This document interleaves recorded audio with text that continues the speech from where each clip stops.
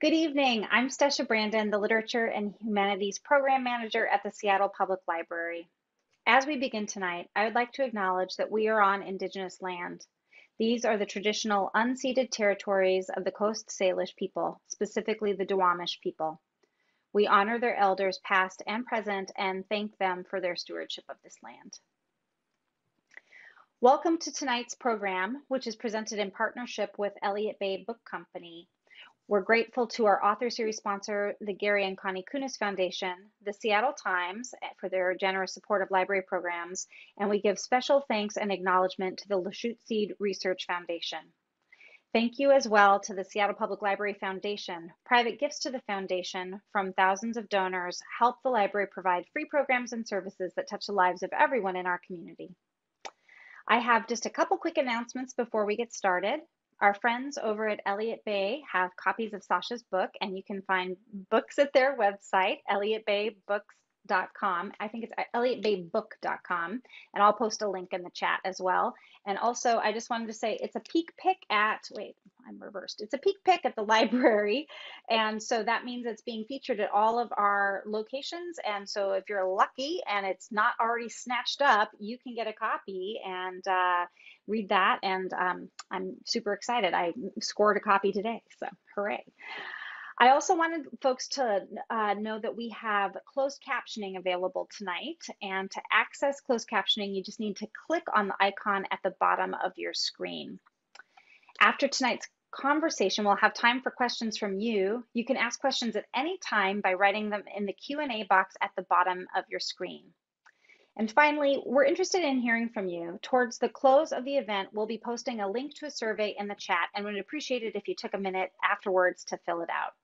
Now I'm delighted to welcome Rick Simonson, who is going to introduce tonight's speakers. Hey, Rick. Hi, Stasha. Thank you very much. Thank you, everyone, for being here tonight, wherever you are, given the nature of these programs, which we'd always, of course, be liking to do in a room, but doing this way also lets us include more people from more places in more ways.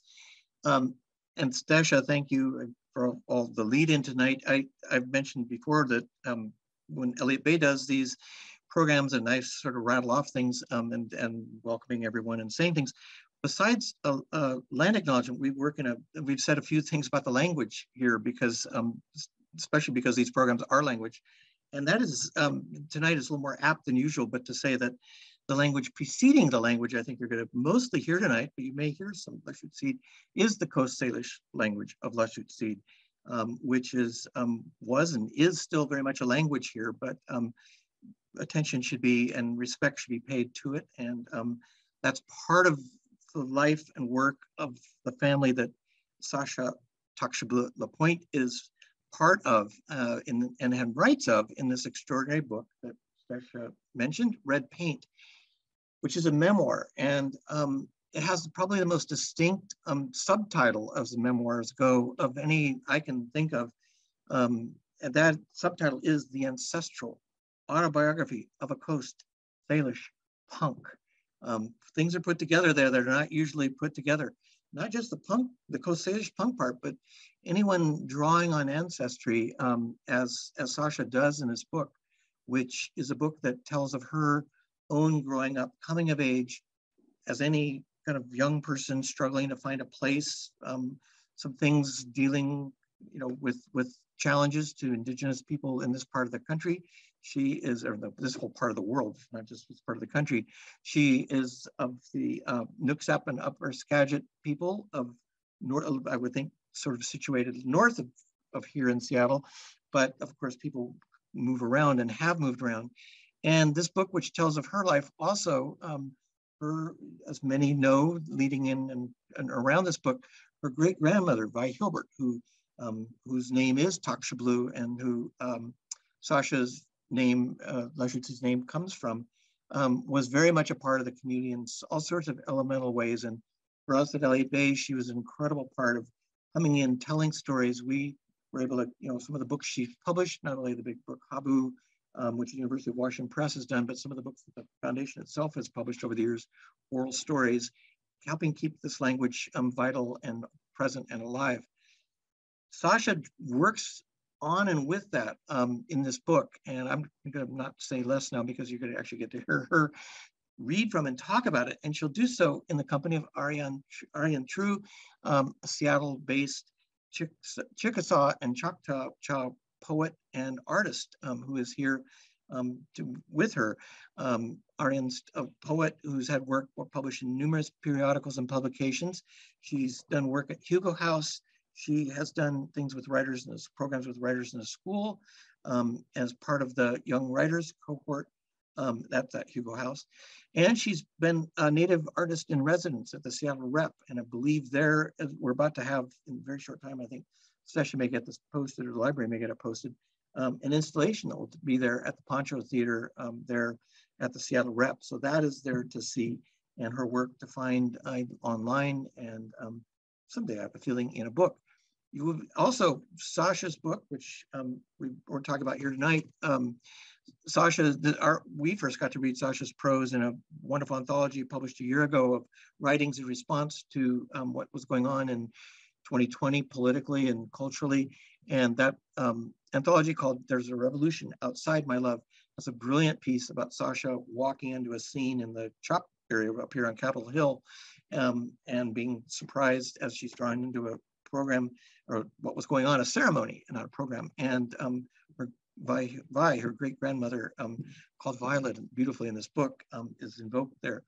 Also, that Sasha, a year from now, will be doing this kind of thing again, celebrating as a first collection of poems. Rose Quartz will be coming from Milkweed Editions.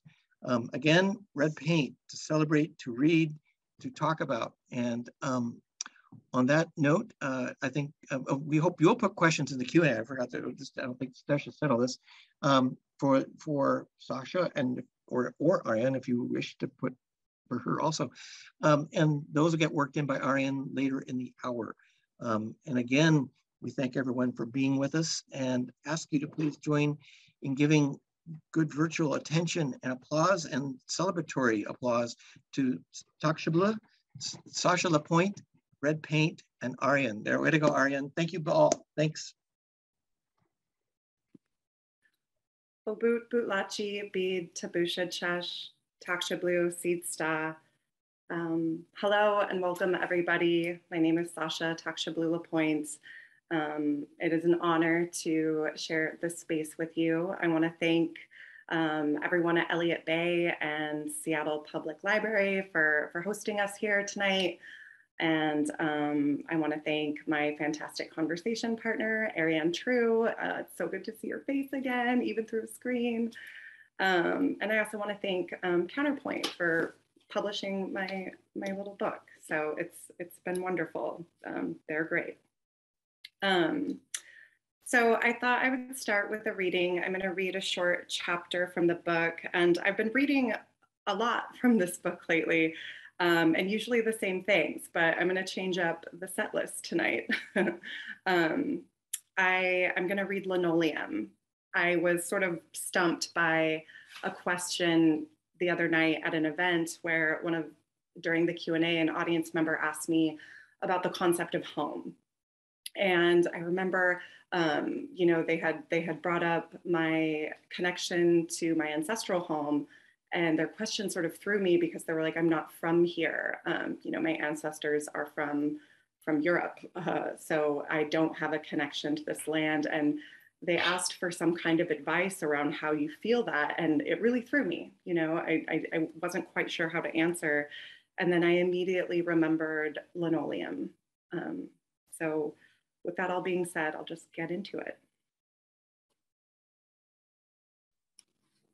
And I will skip a brief section in the middle, but you'll be able to piece it together, I'm sure.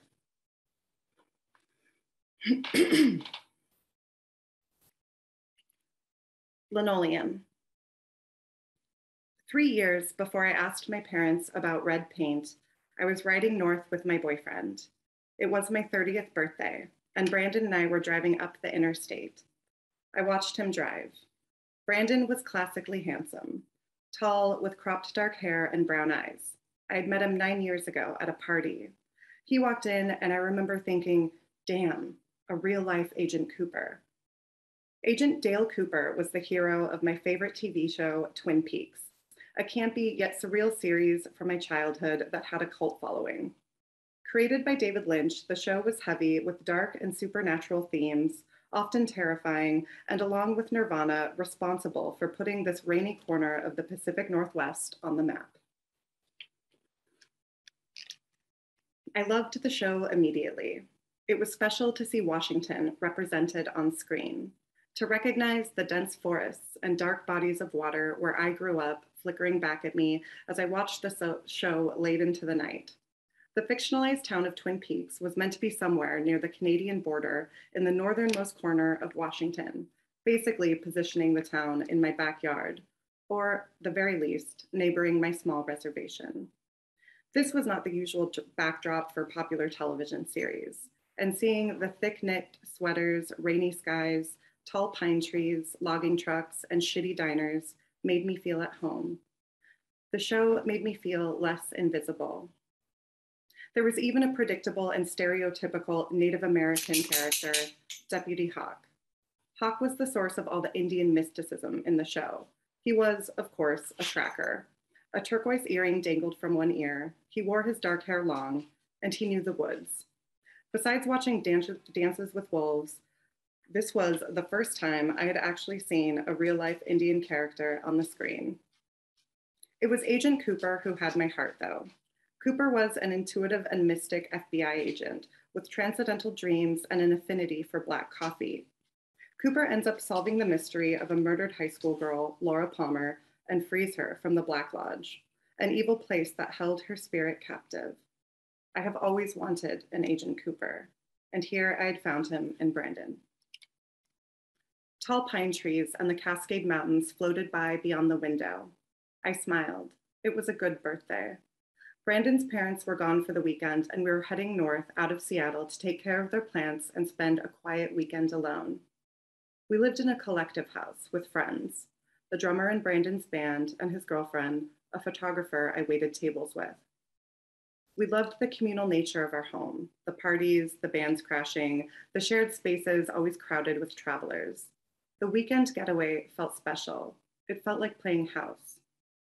I liked to sit at the fancy dining room table with matching dish sets and crystal glass. We walked our dog and read by the fireplace. Some part of me got a kick out of the normalcy. We drove north and I saw the landscape change. I watched the river snake through the valley alongside the interstate. When my great-grandmother was just a girl, she traveled up and down the river with her parents. They traveled by canoe on the Skagit River, her tribe's river. Her father was a fisherman, a logger, an Indian man who knew how to make his living off the river. In the summer, they would pick berries, and my great-grandmother would have to attend the Tulalip Indian boarding school during the berry season. When she told us about the constant moving around, my great-grandmother would smile, even when talking about sleeping in shacks and walls with no paint and dirt floors. My mother traveled with a rolled up piece of linoleum, she'd recall warmly. No matter where we were, she'd lay it down. She'd create home wherever she could. My parents were also nomadic. We moved prompted by similar necessities: money, jobs, a place to fit 5 kids. It just looked different. We lived in apartments and basements. I grew up used to impermanence.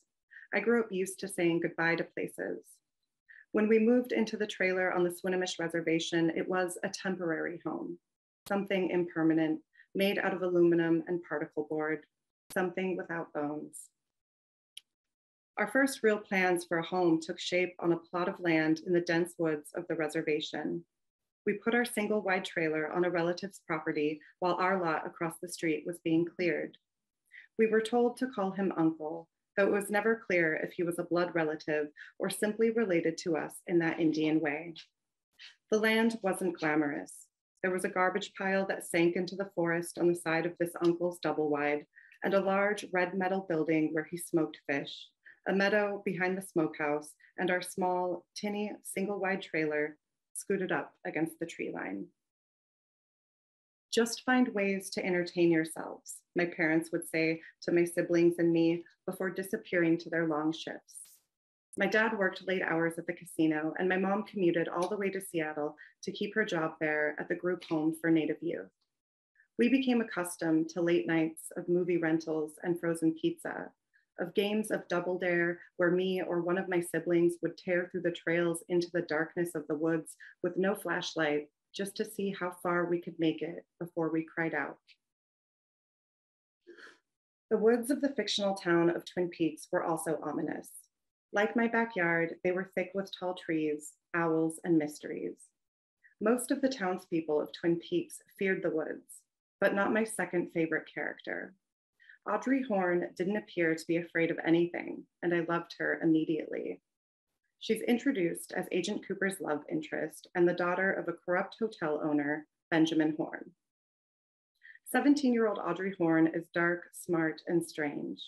She wears her black hair in a cropped bob, switches from her saddleback shoes to a pair of red pumps hidden in her locker, and smokes in the girls' room. Her father, a possible suspect in her classmate's murder, is a sleazy man, usually shrouded in cigar smoke and a bad suit. As part owner of One-Eyed Jack's, a casino and brothel on the other side of the Canadian border, Benjamin Horne has his hands in illegal gambling, underage prostitution, and drugs. Audrey falls for Cooper immediately, and it's not just because he's handsome. She sees the innate goodness within him. More importantly, she sees him as her ticket out. Audrey decides she wants to help Cooper solve the mystery, which leads her down a dangerous path of running away, going undercover, and eventually getting kidnapped at the very brothel her father owns. Keeping her identity hidden with a masquerade mask, Audrey is nearly assaulted by her father, a scene that made my stomach hurt and my chest tighten. Afterwards, she runs to a phone. It's the only time you see Audrey in fear. She dials the number and with a shaky voice leaves a message. Special Agent, why aren't you here?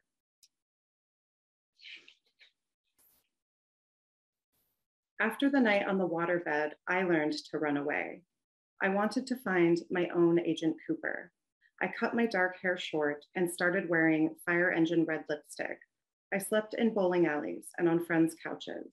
Once, I even slept in an empty Petco under construction.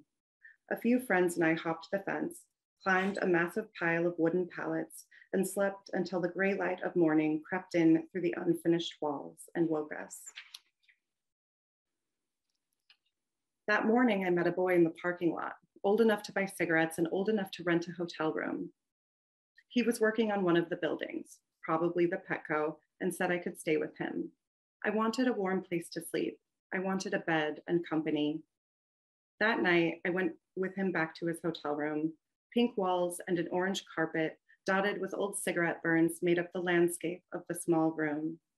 The boy had a shaved head with a purple lock of hair that fell down over one side of his face and a nose ring. He popped beer cans open and chain smoked, told me about bands and about living in Portland. Then he asked me if he could see me undressed. I drank 2 beers back to back to work up the courage, then nervously slipped out of my clothes. My exposed body felt bare and vulnerable. This was my only currency.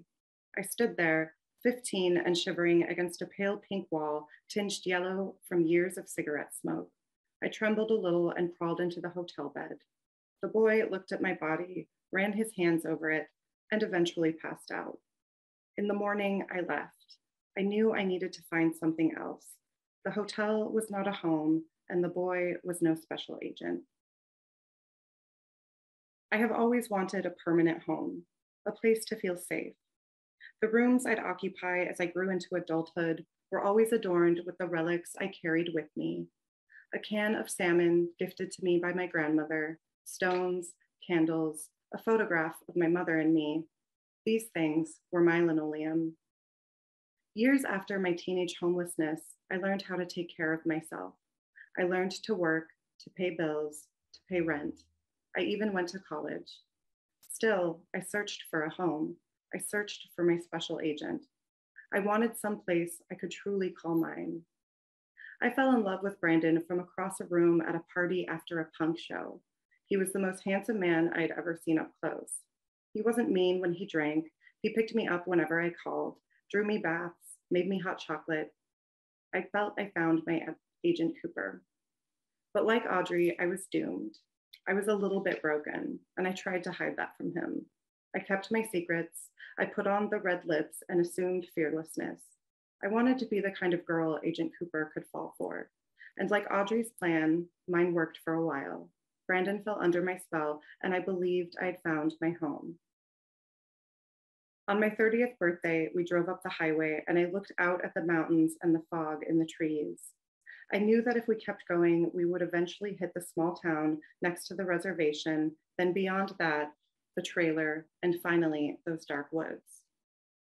When we got to his parents' house that evening, Brandon made my favorite dinner, something I had grown up eating, smoked salmon and pasta with Alfredo sauce. As a kid, I thought this food was fancy. I didn't realize we ate it because pasta was cheap and we had smoked salmon in surplus. Still, this meal remains my favorite. After dinner, we sipped champagne. He brought out dessert, a chocolate ice cream cookie sandwich, and sitting on top was a diamond ring. I said yes. He had been my family, my home. He had been my something permanent. When I looked down at the ring, I was far away from basements, hotels, bowling alleys, and empty Petco buildings. I was far away from trailers and waterbeds. When I looked at that ring, I saw a home wherever I was. I saw my great-grandmother's linoleum. Thank you.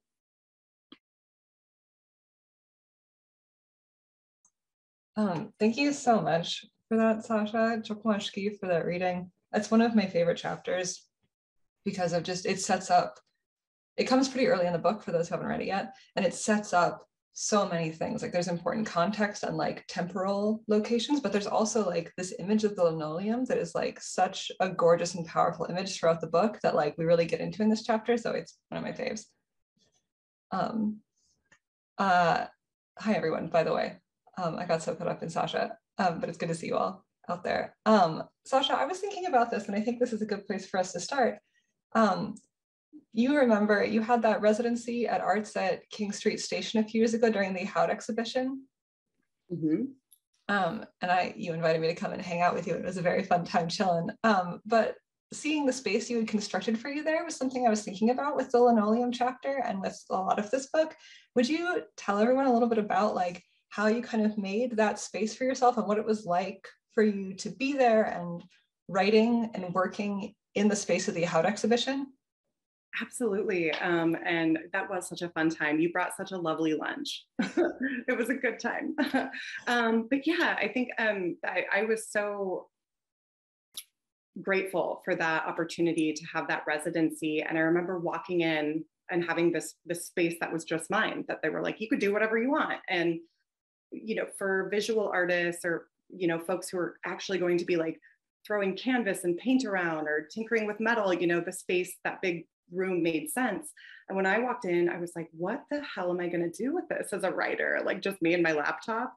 But I immediately thought of the kinds of spaces that I've learned to create for myself and to sort of build around myself. And I decided that I would not just, you know, because they full on said, you could just have a desk and come work in here and write. It's not the most exciting thing to, here's the writer, she's editing. And so I thought that with everything, I was actually working on red paint at the time too. It was in its very early, I hadn't even finished a draft yet.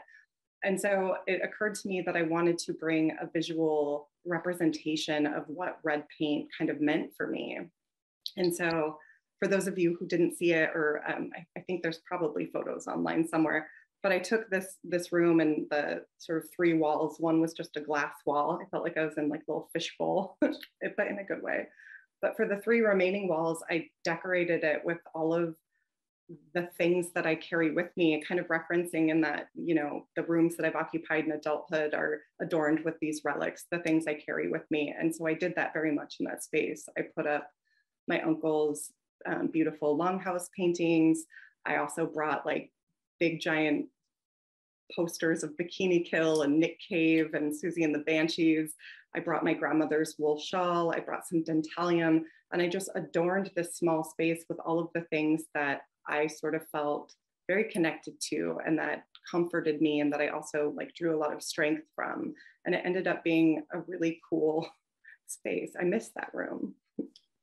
It was such a beautiful space. It was like such an honor and delight to get to see it. I remember when we were talking at that lunch, though, you were also, because there was a recording of your grandma looping all hours you were there, right? How was that? Oh my gosh, that was phenomenal. You know, I would often stay late into the night. Everyone would kind of close up shop and go home, and I'd be in my weird little fishbowl room and, you know, typing away. And they never turned off the video. So constantly on a screen on the wall, you know, down the hall from, it was a big open, beautiful space. That was such a cool show. But sort of across the way from me was this screen projecting on loop my great grandmother telling the story, telling the Yahoo story, the lifting the sky story. And during the day, it would just sort of kind of drone on in the backdrop and kind of muffled by the noise of the building and stuff. But at night, it was just silent. And when I work, I usually listen to music and stuff, but never there, because it was just me and my great grandmother's voice telling this story that I've known since childhood. And I would get like, you know, stuck at a point in writing, and I would just walk the empty kind of dark halls of this space and hear my grandmother's voice. And it was actually really soothing and powerful. That's so beautiful. And especially like, I imagine specifically for working on red paint, that just being like, because there's so much, like she's in there, but there's just so much of the women in your family in there. And just like, what a lovely touchstone to have every time you get stuck or things are too much, just like she's right there.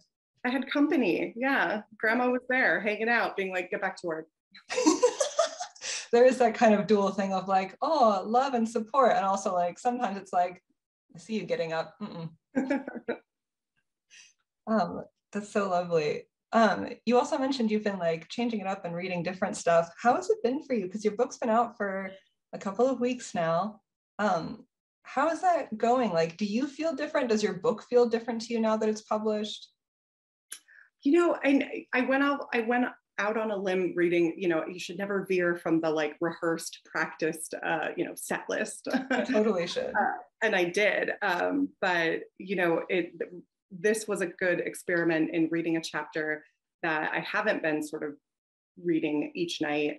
It's been really good. It's been incredible. It's been such a cool little hybrid mini book tour. You know, some things are online, some things have been in person. And reading tonight a chapter that I wasn't so familiar with reading, and I was absolutely, like I mentioned before I read, inspired to do that because of that question, you know, where all of a sudden I was like, I don't know what to tell this person who is asking me about how they can feel connected as someone who isn't actually of this land. And that brought up a lot of things, right? I was like, I don't know. But then I was also like, you know, what can I tell them? I can tell them about linoleum, about like creating home wherever you are. And that just really inspired me to read this chapter tonight. And now I'm derailing. It's been good. It's been surreal. It's been weird. It's been like the book, you know, thankfully is kind of reminding me of things. Like when I got kind of stuck on that question, I was like, wait a minute, I have a chapter for this, you know, linoleum. I love the idea of like the book being like it's something you made, but it's also like kind of a resource for you now. Because like we can't keep everything in our heads all at once. Like it's very handy to have them written down for like, oh yeah, I do know about this. Absolutely.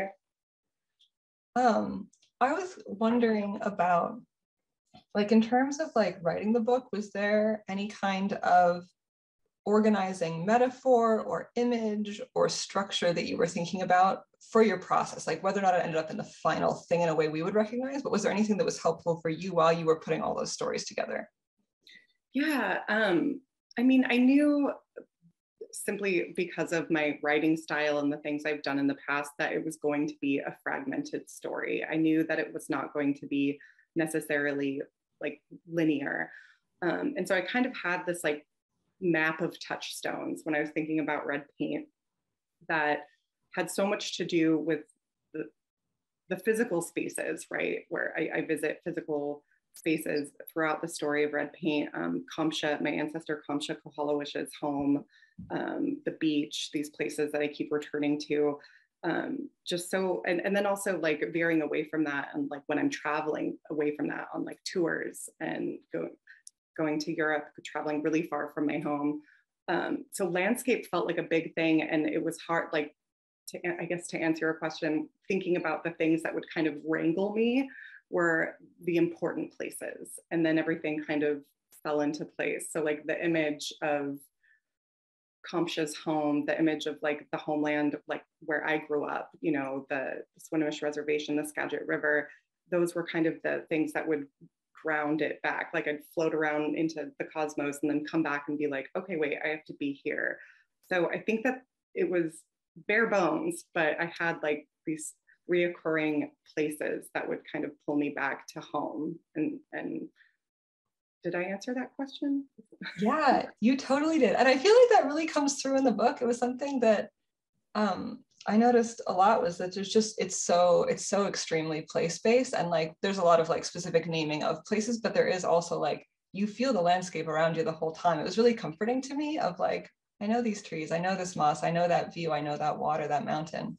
And for me as a reader, because there's a lot in here that's like very hard to read, that was really comforting to feel like I was walking through the forest the whole time, being like, oh, there's something I can hold on to that's okay and safe, even when this other stuff is hard. Yeah, I'm so glad that that was an experience you had as a reader, because I think that that was such a, that was literally my experience writing it, where I would go into these like very harsh toke kind of memories. And, you know, even in the story of Red Paint itself, all of the things that I'm sort of struggling with and the challenges, and I would just end up going to the beach, going to the river. Like I returned to the river several times in this book, and those things were very soothing. Someone asked me the other night about the land like showing up in my book as almost like its own character, and like they were like, you write about it so frequently and so you know, concretely, like what is that about? How did you sort of, even if you're talking about assuming what it might have been like for a woman who lived in the 1800s in that space, and they were like, how do you kind of build that scene and write about it?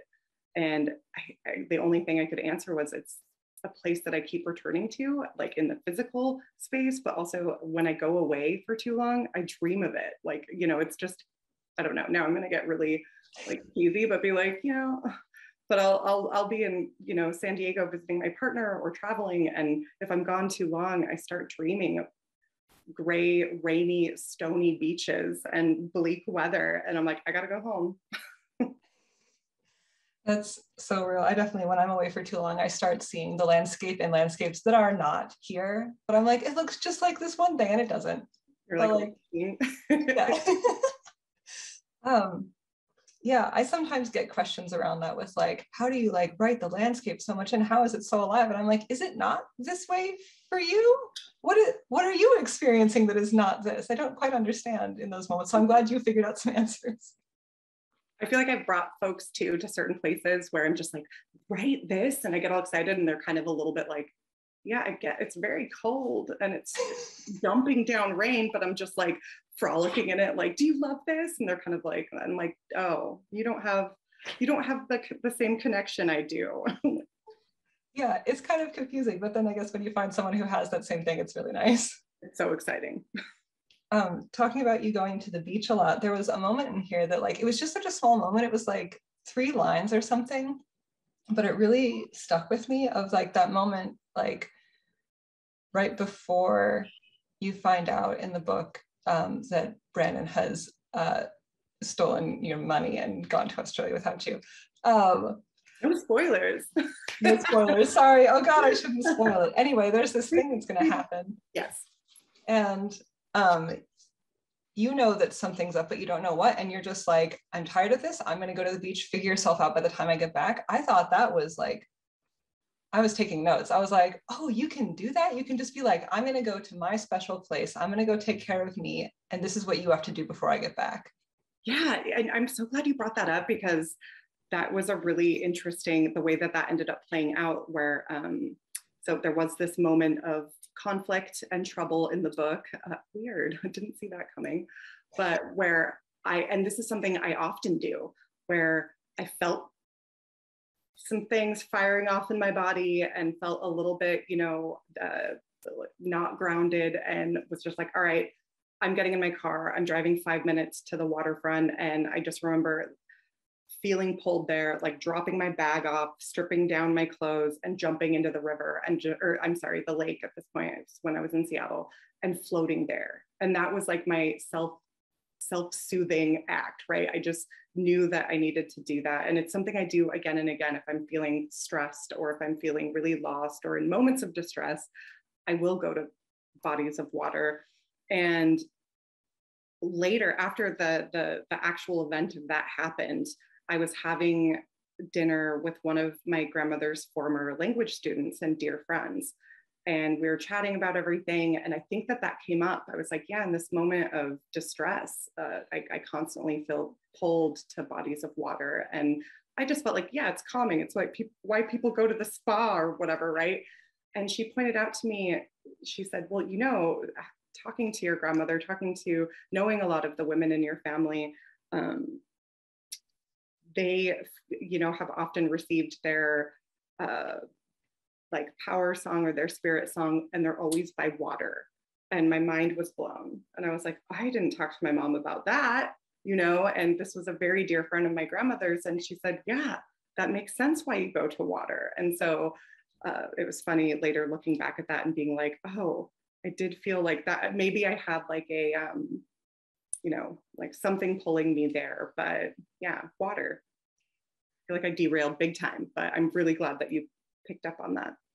Derailings are great. And I feel like it's always like so like sweet and comforting, but also like really strengthening and enervating to find out those ways that you're connected to your family in ways you didn't know already, where it's like, oh no, we really are spiritually related, not just we were born of each other. Right. And I think for a lot of people, the beach is something fun and water is something like recreational, like, yeah, we're going to go like hang out at the beach all day. But for me, and that's in me too, for sure. I love a good beach day, but it was also like, no, I feel called there when I'm in great distress and when I'm feeling lost or suffering. And so, yeah, to make that connection of, oh, that's in me because it's ancestral. Oh, it's so good. There's so much of that. Everyone go read the book. Kind of building off of that, and maybe that's part of your answer. What are some of the ways you took care of yourself while you were writing this book? Both things that you did for you, but also like what are asks that you made of other people close to you around care or support while you were working on Red Paint? Yeah, that's such a good question too. And I love the accountability in that question to be like, also, what were some of the asks? Because there were many. So thank you. Like a strong question. I think a lot of the healing and the work that I did throughout the process of writing Red Paint had a lot to do with alone time, which was this realization for me that in the past I had leaned so heavily on my relationships, on romantic partnerships, on like this idea of companionship and home, as I often like repeat in the book. And in the process of writing Red Paint, I sort of began to discover that what I needed to do was feel okay on my own. And so I spent a lot of time alone in very exciting ways. Camping trips with just me and my dog, and like long road trips and they're some of my fondest memories. Like that was such a and always by water. I would like drive an extra, I'm like, oh God, it adds 4 hours to my drive, but it's on a beach. And I would just get more gas station coffee and like 4 hours, here we go. But I spent so many nights in a tent, like sleeping next to water with my dog, going on these beautiful, like I camped in the redwoods, I camped in like all up and down from the California coast up to Washington, and took my time and sort of learned how to sit with myself and learned how to like kind of self-soothe and be independent in that way. And that was something I deeply needed to do. And had a lot of great moments there while I was, working on Red Paint, while it was still a draft. I was camping and I went to these places like Cape Disappointment, and the place where my ancestor lived. And I would be, after driving for a long time, set up camp. I had a job to do by myself. I had to you know, I knew I had to set the tent up, build a fire so I could cook my gross vegan hot dogs. I had to do all these things. And it was like, you know, a job that absolutely was reminding me how to take care of myself. And then I would sit by the fire and write. And I would, like, you know, just scribble down new thoughts and new chapters for Red Paint. And I think that that's connected to also the ask I made of others, where I think that in the process, I was asking people to be patient with me and to give me space where maybe I couldn't be the best and most present, or, you know, maybe I'm not responding to emails or text messages super fast, or maybe I'm not at this thing that you want me to be at, but it was this deep need to, like, be alone some of the time. So I asked friends and partners to just be patient with me and to be like, I'm kind of bonkers right now, and I'm so grateful for the friends and friend family and in my life that have just been like, yeah, okay, yeah, you were kind of losing it, we love you still. So those were some big asks, but I love that question. Thank you. Yeah, that's so beautiful. I'm so glad that you, like, got that alone time, and that was so, like, empowering and beautiful, and also that you were able to ask people, like, yo, I'm gonna need some grace, can you give that, please?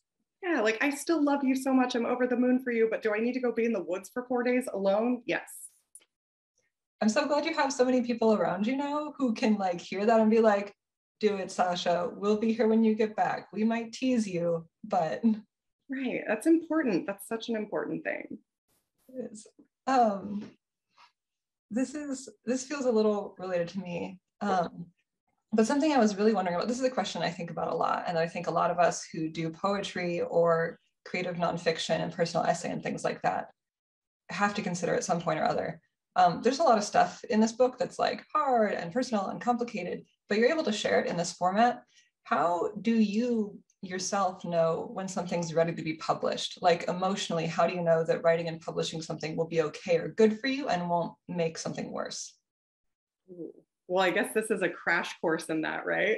My first, I'm like, ask me that in like 6 months. No, that's a really good question. I think that there were definitely moments to, you know, in speaking to whether or not something's going to be good for me or if it's ready. There were moments where after Red Paint was all, the draft was all, like, said and done, and it was ready to come out, and I was just like, yes, I feel accomplished, I feel done, I feel like it's in a container.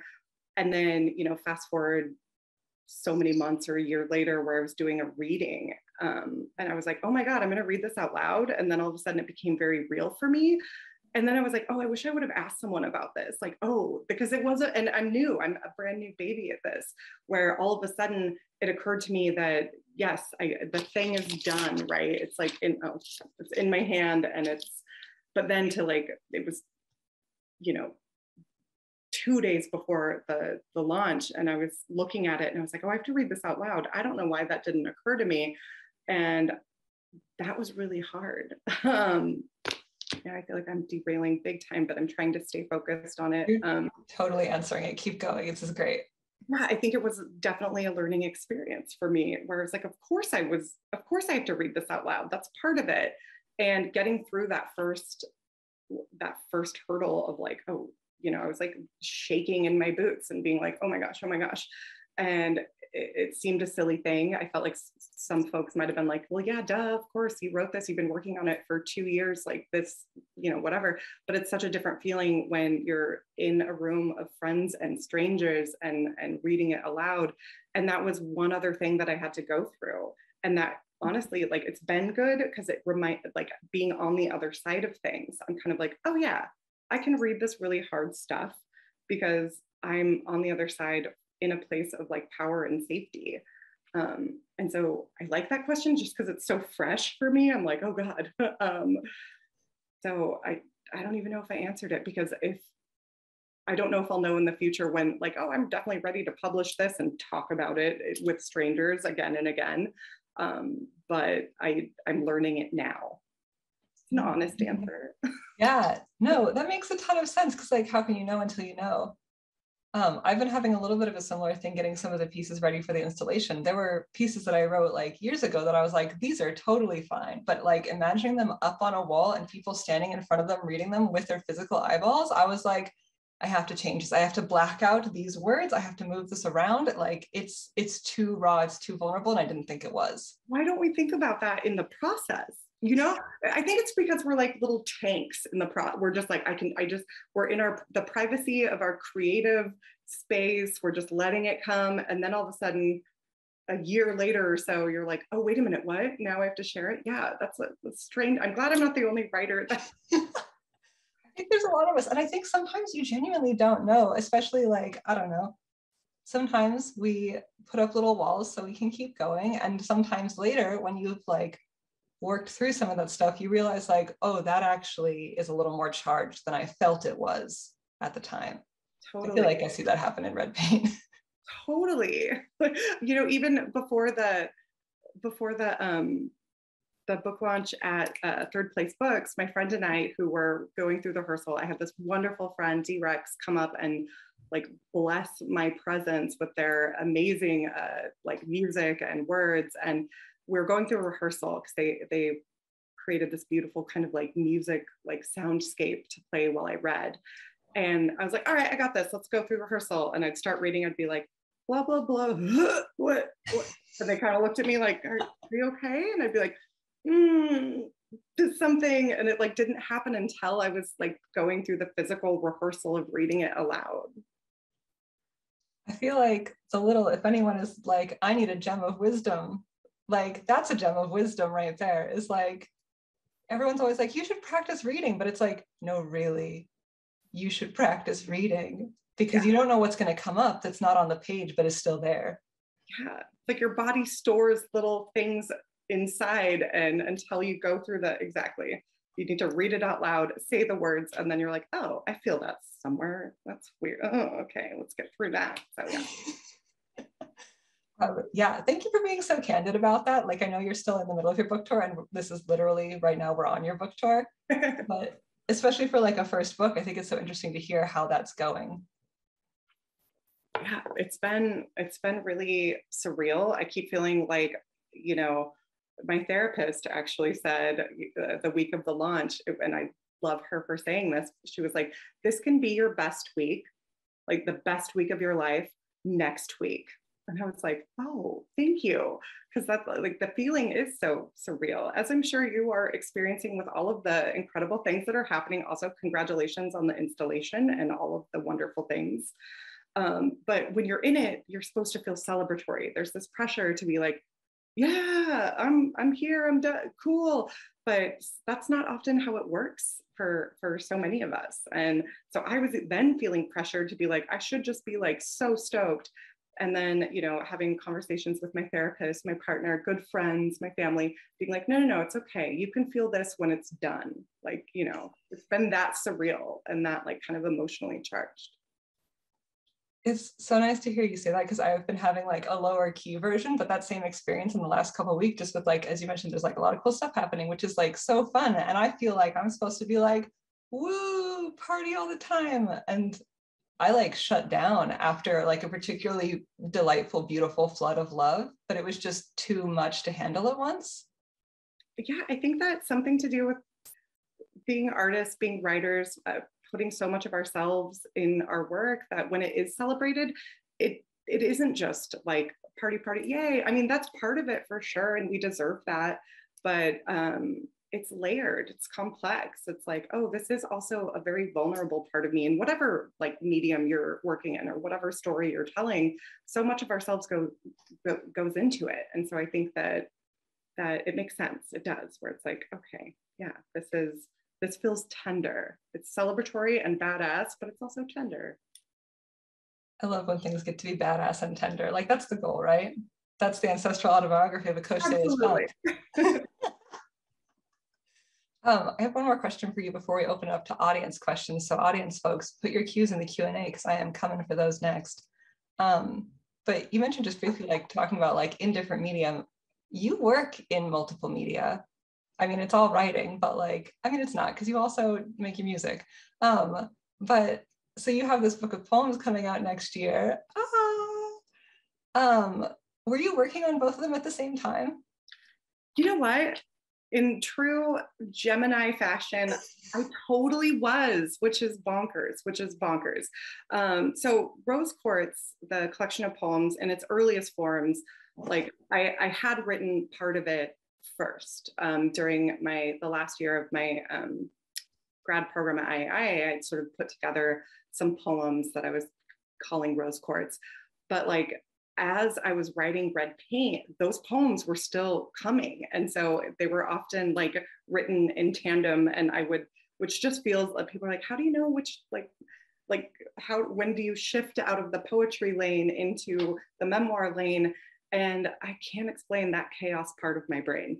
But I think that they're similar stories told in very different languages, if that makes sense. Like, I think that Red Paint sort of was a seed and bloomed out of this small poem that is the first poem in the collection, called Red Paint. And it's a very brief poem. It's a very small, like, memory of my younger self in the Longhouse. And it's just a few lines, but it's so, for me, rich in detail, and it's a visceral memory for me. And that was sort of how Rose Quartz started. And in that small poem was just a lot of memory, a lot of, anyway, I'm gonna like float off into outer space right now, so I'll stay here. But that small poem was something I kept returning to when I was writing Red Paint. And it sort of like helped, I think,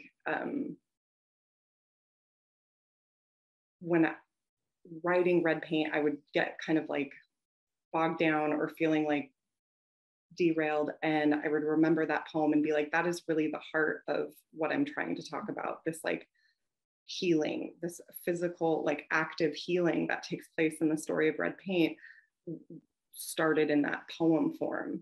And I would be working on Red Paint, be working on drafts, and then I would just stop and feel like, oh wait, I want to say something or write about this memory, but I can only do that in poem. Like some things lend themselves to, I don't know, it's like, speaking in two different languages, I guess. So I feel like Red Paint and Rose Quartz are going to be very similar stories, but told in completely different languages. That's such a beautiful way to think of them. And that's so beautiful. I feel like I just have this image of like that original poem just like supporting and holding the book through its journey, which is like such a gorgeous thing to have. Thanks. Yeah. That makes me just so happy. It's so loving. I like thinking of our poems and our stories as like they have a little bit of their own life to them. They're not just these things that exist on the page, but like they care about each other, they care about us. And so it's nice to hear that. I am coming into the Q&A. So Billy's wondering, who are some of your favorite Native writers and why? I have many, so many, but right now I feel like it's like when, sorry, my dog just did her little shaky thing and is providing soundtrack. I feel like when someone asks me like my favorite bands of all times, I kind of panic and feel like a deer in headlights. And this is the same question because there's so many phenomenal Native writers. And so I like to wrangle it into right now, like what's something I'm reading right now that I really love. And right now it's Kauai Strong Washburn. He is a Native Hawaiian writer who wrote this incredible book called Sharks in the Time of Saviors. And I feel like I've just been cheerleading this book for years now, because I just reread it actually and finished it yesterday. But it's a really beautiful book and I recommend it to everyone. It's very unapologetically Native. It talks a lot about the colonization of the Hawaiian Islands and the impact it's had on Hawaiian people. And it's also a really beautiful story.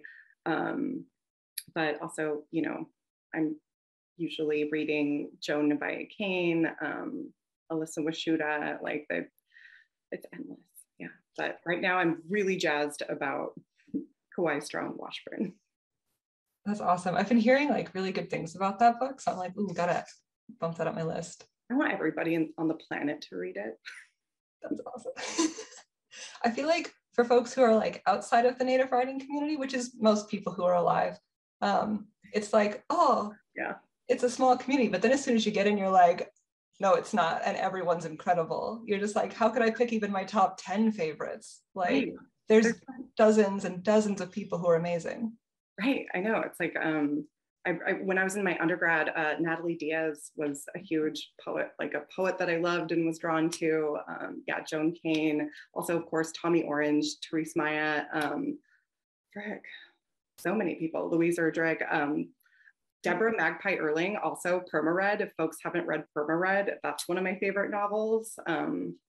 Yeah, I feel like I need to make a big list so I can be more prepared instead of getting the deer in headlights look and being like, well, this is what's on my record player right now. That's my favorite band. But yeah.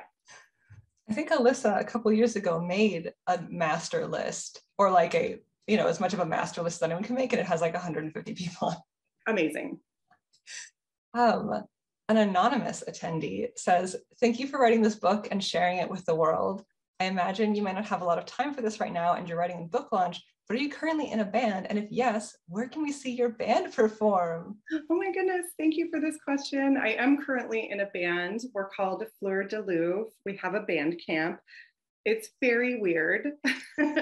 It's kind of like Julie Ruin, like in the sense that it's just the two of us, and Kari, she writes all the music and is incredibly talented and puts all the music together, records it herself. We practice in her basement. I do the vocals and the spoken word, and we kind of just, we just performed in Portland last month, actually, at the Coffin Club, and it was so fun.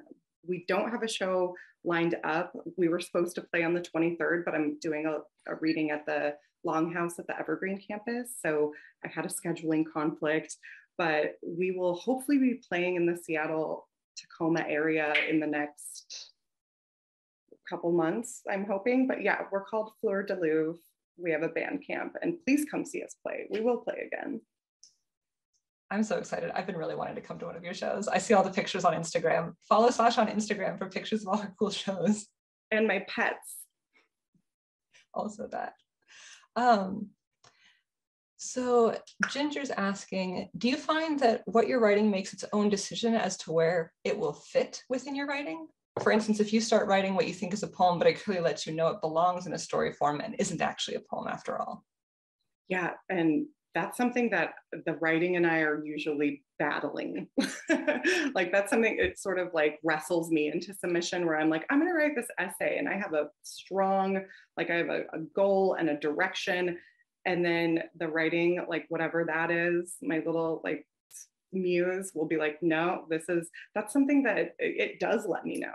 Like, and I'll fight it. I'll think that I'm like, no, I wanna write a whole entire book of essays about mixtapes. And then I'll spend like 2 months on that. And all of a sudden I'm like, oh, that's just one poem, like whoops. So sorry if that's like not a very empowered answer, but sometimes, yes, the writing does let me know. And despite my efforts to sort of wrangle it into something else, it usually wins. I think it's good to talk about those relationships we have with our work though, because sometimes it is this beautiful nurturing thing of your poem supporting your whole first memoir thingy. And sometimes it is, we're fighting, and we don't tell all of our friends that. We have a rocky relationship sometimes, and that's normal. That's okay. We get through it. Yeah. Speaking of your essay collection, a certain Kristen Miyares Young is wondering if you're ready to talk about the essay collection you're working on. Oh my gosh, yes, that just reminded me. I never wrote back like about it, but yes, I am about 8 essays deep out of like 10 to 12, and it's been a lot of my time and energy has been going into this essay collection. And I have an essay coming out in Freeman's Animals, I think is the anthology. John Freeman does these really cool anthologies, and I feel really, I hope I'm allowed to say that. I don't even know if I was allowed to say that. Whoops, but it'll be coming out in 2023 in the Freeman's Animals. And it's an essay about Coast Salish salmon ceremonies and decolonizing my diet. I feel like another one of the essays was in Vogue, the Thunder Song. So a couple of them have been published or will be published, and the collection is slowly coming together, and it feels really fragile and delicate right now, which is probably why I'm scared to talk about it, but it's getting there, and it will be out in the world someday. When you're talking about how like it's feeling kind of fragile and delicate, so you're scared to talk about it, it reminds me of when you start, I don't know how much you garden. I do know, you garden a lot, JK. Yeah. I know a lot about your garden. I don't know if you start plants indoors though, but if you start a plant indoors to get it some extra grow time so that it's ready for summer, there's this period called hardening off, where you leave the plant outside during the day, but you take it in at night because it needs to get a little bit stronger and get used to the outside world slowly so it doesn't get hurt by it, but so that it can move out there eventually. And I feel like maybe that's what your essay collection is doing right now. I love this gardening metaphor so hard because I literally was just in the dirt like for many, many hours. So thank you for this metaphor. And that's perfect. It is. It's just like, and as I look at my windowsill, my roommate has a bunch of starts like in the little compostable pots, like lining the windowsill, like all these wonderful things we're gonna have. So yeah, that's the essay collection is in the compostable start. What did you call it? The hardening off? Hardening off, yeah. Because you kind of make them a little tough. Yeah. Sounds tougher than it should be, and I like that. So yes, my essay collection is hardening off. I'm so delighted by this. Thanks for asking about it, Kristen. Thank you, Kristen. I think that brings us about to our time. Thank you so much, Sasha. It's always lovely to see you, and I love talking about your work. And thank you, SPL and Elliott Bay, for having us to chat tonight. Yeah, thank you so much. This was so great. Thank you. We were so delighted to have you both here and in conversation and talking about this remarkable, remarkable book. So get your copy now, Elliott Bay Books, or at Peak Pick at the library. And as I mentioned, Elliott Bay has copies of Sasha's book through their website. You can find books at elliottbaybook.com, and I did put a link in. I'll repost it again in a minute. And of course, you can find the books at the library. And I heard a rumor that Sasha might be signing stock for Elliott Bay, so you might be able to finagle a signed copy as well. So you could get that as well. I'll also be posting a link to a survey in the chat in just a minute, and would appreciate it if you took a minute to fill it out after the program. We're so grateful to everybody who made tonight's program possible. Thank you so much to our program partners, Elliott Bay Book Company and the Lachute Seed Research Foundation. And thanks to our sponsors, the Gary and Connie Kunis Foundation, the Seattle Times, and the Seattle Public Library Foundation. And actually, Sasha, I just remembered we wanted to talk a little bit about the language conference, right? Do you want to say a little bit, and I'll put the link in the chat? Yes, please. So anyone who is interested in the Lachute Seed language program, my mom is actually hosting a very amazing Lachute Seed language conference at Seattle University on April 23rd. So, and it's open to anybody, you just have to register. I've had a lot of fun the years that I can make it and help out, and it's like really cool presenters, really cool knowledge sharing and language stuff, and it's a really cool event. So anybody who wants to check it out should go. Thank you for that information. I think that will be a really cool program, and it's coming right up on April 23rd. I put a link in the chat for folks if they're interested in attending. And yeah, it's the work that Lachute Seed Research Foundation is doing is amazing and so important. So thanks for sharing that with us. So I also wanted to mention one last thing before we go. Sasha was wonderful and lovely enough to talk with Iona Winter, who's a poet from New Zealand, and Rena Priest for Seattle City of Literature back in, I think that was November or December, I think, that event took place. And so I also posted a link to that conversation in the chat as well. It was a really remarkable conversation between three Indigenous writers, and it was just such a special event, and I want everybody to watch it. So go ahead and watch that and listen to the wisdom there.